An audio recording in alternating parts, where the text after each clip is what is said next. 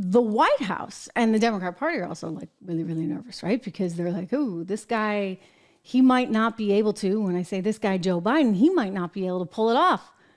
Well, I don't think he can. I mean, I think unfortunately for Joe Biden, he's really showing his age of 81 years old. And people are like, okay, I don't want to go long, to use a stock term. I don't want to go long on Biden, right? Because he'd be like 86 by the time he leaves. So some reporters picked up on this. And you actually saw some articles being floated in the New York Times. Why? Because I think they want to get somebody else running. So the New York Times put out a series of opinion pieces. And these headlines were like this. The question is not if Biden should step aside, it's how. And then there was another one that said something kind of similar. Mr. President, ditch the stuff about health. That's Maureen Dowd. And then there's another one. This was like all within the span of a couple of days, the challenges of an aging president. So the White House sees all these things coming forward. And what do you know? They pick up the phone and they send a letter to the networks and they're like, hey, you know what? You can't keep talking about his age. So of course, the ladies at The View, which is like state media on steroids. I mean, if you think MSNBC is bad, and it's bad, trust me. I mean, this one is really something else. Between Joy Behar and Whoopi Goldberg and this sunny lady, listen to what she's saying here. I mean, you can tell, like, she just takes the cue. Oh, what is it that you want, Mr. President? What is it that the White House wants? Boom, watch it. I just, I don't think I need to see someone who has been twice impeached and is a disgrace and a one-term president with 91 counts facing him. I think it legitimizes him. I don't need to be gaslit by Trump. We all know who he is. We all know what he stands for. We also know that Biden debated him twice and just like sort of mopped the floor with him. If you look at any of the studies, most Americans that watched it thought that Biden won, not only on policy, but on demeanor, especially.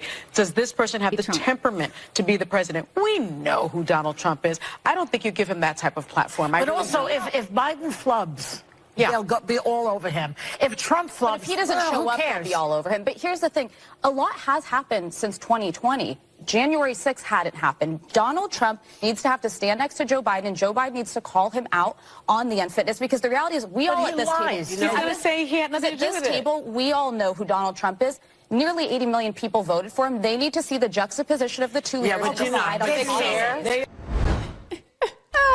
Okay, give it up, because you know what? That's not going to happen if they have anything like Joy or Whoopi or the rest of them have anything to say about it. You know why? You think about the contrast there. I mean, the contrast we've seen before, and it wasn't pretty. Can you imagine it now?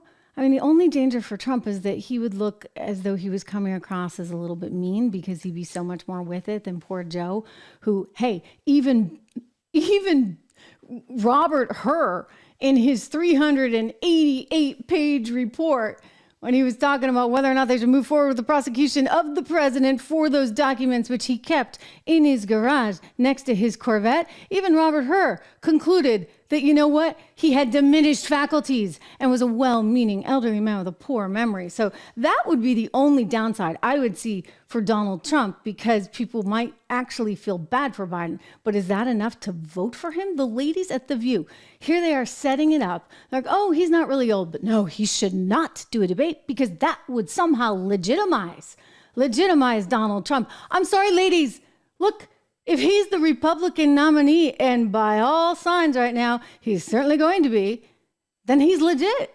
Like, you can't just take your ball and go home. You can't say, oh, like, this is not a legitimate candidate. He's going to be the Republican nominee for the presidency of the United States of America. So this is just a bunch more of their garbage, but they're going to keep putting it out there over and over and over again, because why? Oh, well, the polls show you. The polls show you. Every stinking one of them, except for Quinnipiac, which we've talked about, which was close, but had Biden ahead. Every single one has Trump way out in front. And think about that for a second, because typically people, when they're asked by the pollsters, who are you going to vote for? They don't even like to say Trump. So you could say, okay, is this like some kind of head fake? I don't think so, because when I look into these polls and I look at each of the issues, what you see are things like a 20-point spread on the economy. Who's better, Trump or Biden? Or you'll see like a 30-point spread on the border. Who's better, Trump or Biden?